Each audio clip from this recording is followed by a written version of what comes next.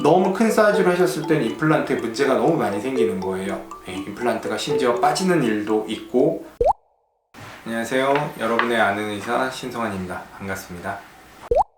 네, 임플란트 시술을 받고 나서 임플란트 위에다가 이제 보철물을 장착을 했어요. 근데 생각보다 좀 크기가 작다라고 얘기하시는 환자분들이 있습니다. 그분들이 잘못 생각하시는 건지 아니면 실제로 치아가 좀 작은 건지 한번 말씀을 드리려고 해요. 네, 저희가 임플란트를 심게 되면 이런 형식으로 임플란트를 심게 되죠. 그래서 치아가 있고 그 치아가 발치된 자리에 임플란트 뿌리를 심고 여기다 보철물을 올리는데요.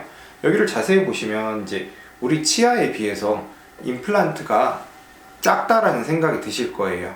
왜냐하면 우리 치아는 뿌리가 보통 어금니 경우에는 2개에서 3개 혹은 4개까지도 있습니다. 그리고 굉장히 옆으로 이렇게 퍼져 있는 형태로 있어요.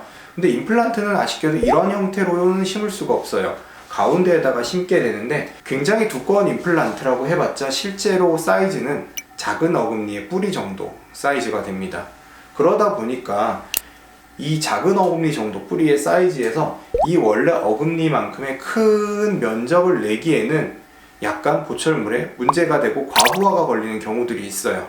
그래서 실제로 중간에 끼어있는 치아들 같은 경우는 어쩔 수 없이 인전면 같은 경우는 원래 크기를 회복을 해주지만 약간 이 협설면 이쪽 방향으로는 크기를 좀 줄여주고 있고요.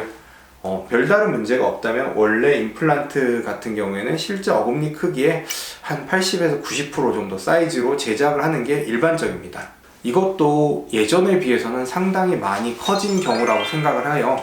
예전에 같은 경우에는 임플란트는 초창기에는 뼈와 달라붙는 힘이 그렇게 세지 못했기 때문에 일부러 그 치아 사이즈를 굉장히 줄였어요. 너무 큰 사이즈로 하셨을 때는 임플란트에 문제가 너무 많이 생기는 거예요.